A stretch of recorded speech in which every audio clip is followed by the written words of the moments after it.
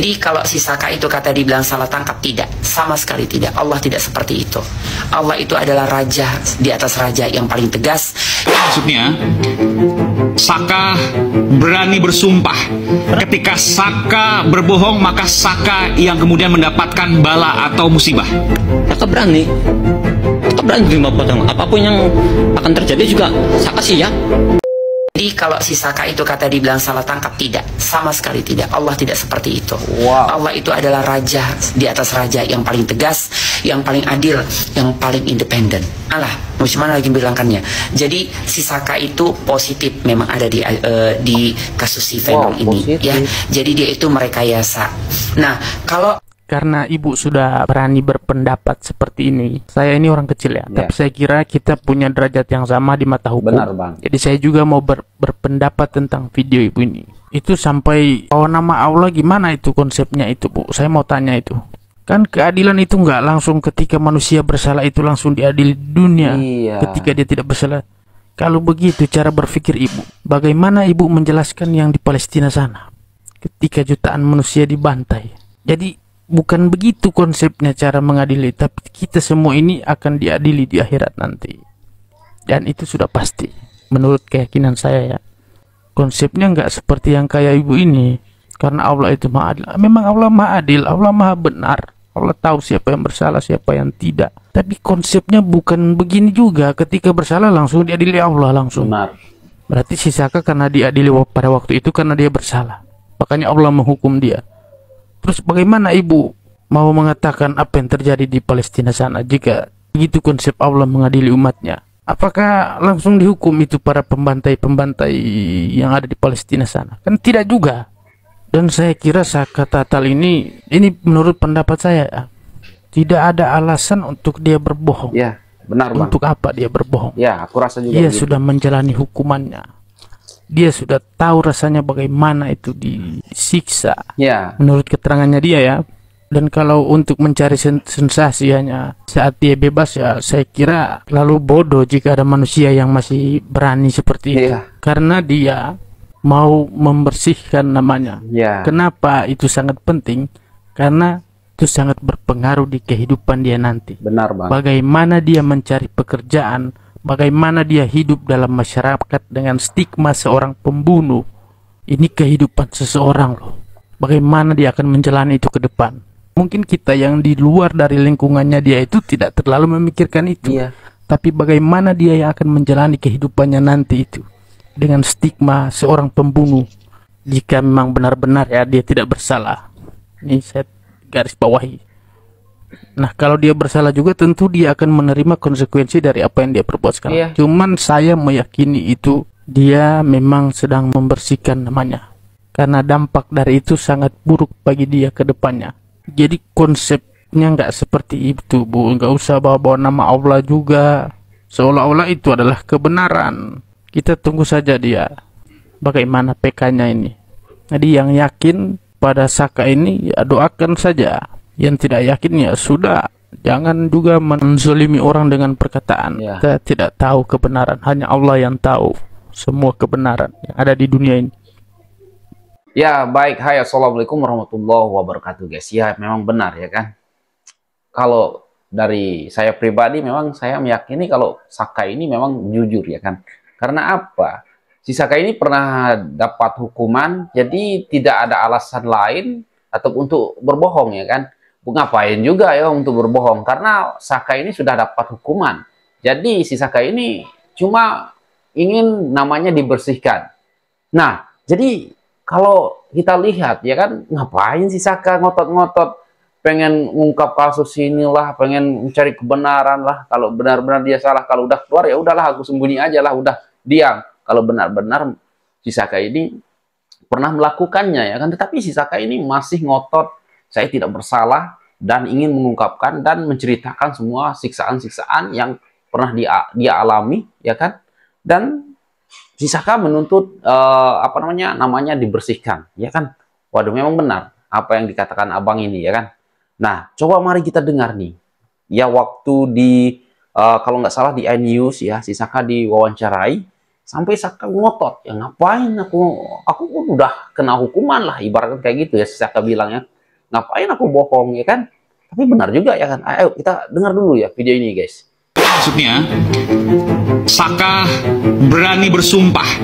Ketika Saka berbohong, maka Saka yang kemudian mendapatkan bala atau musibah. Saka berani. Saka berani terima potong. Apapun yang akan terjadi juga Saka siap. Saka tidak melakukan apa yang dituduhkan, diputuskan sama sekali. Saka tidak mengetahui apa yang terjadi waktu itu. Saka tidak tahu bahwasanya Saka aja itu ada di rumah. Kejadiannya aja atau enggak, Saka tuh nggak tahu. Tiba-tiba diambil waktu itu, ditangkap. Ya, tiba-tiba juga ditangkap, nggak ada keterangan apapun. Iya. Ya, ditangkap juga habis isi bensin. Surat penangkapan nggak ada. Wow, sampai dipeluk ya. Karena agak sedikit trauma ya, masih trauma. Tapi gini, saya mau tanya begini Saka. Saya terus terang juga ikut tergetar. Wow, ikut bergetar ya. Aiman. Apa yang Kasihan Saka juga ya sampaikan kan, kalau ini benar-benar sebuah tidak kebenaran. bersalah. Saka meyakini itu. Dan Saka sekarang sesungguhnya sudah bebas. Tidak ada Ngeri guys, ngeri. Kalau kita dengar kesaksian Saka ya memang ngeri lah, siksaan dari ini ya. Kalau benar-benar ya Saka Tatal tidak pernah melakukannya, maka wow, ini aku rasa pemerintah harus ganti rugi ya kan, karena salah tangkap dan pernah disiksa, dan wow, harus dibersihkan namanya ya untuk Saka, dan untuk teman-temannya yang lain juga harus dibebaskan ya kan. Karena kalau nggak tahu kenapa ya guys, semakin lama kalau saya ikuti Saka ini, tentang Saka ini, kok aku juga semakin yakin ya kalau Saka ini tidak berbohong. Karena ngapain juga ya kan berbohong lagi, karena Saka ini udah bebas ya kan, nggak ada kepentingan lain lagi ya kan selain membersihkan namanya. Tapi kalau misalkan Saka ini dulu mungkin ikut ya kan, nggak mungkin juga Saka mau berani ya yang seperti ini ya, mau ngungkapin tentang siksaan ataupun tentang apa yang dialami ya kan, dan menuntut untuk namanya dibersihkan ya kan. Nggak mungkin juga lah Saka akan ngotot ya kan, karena benar-benar salah. Itu kalau benar-benar salah ya.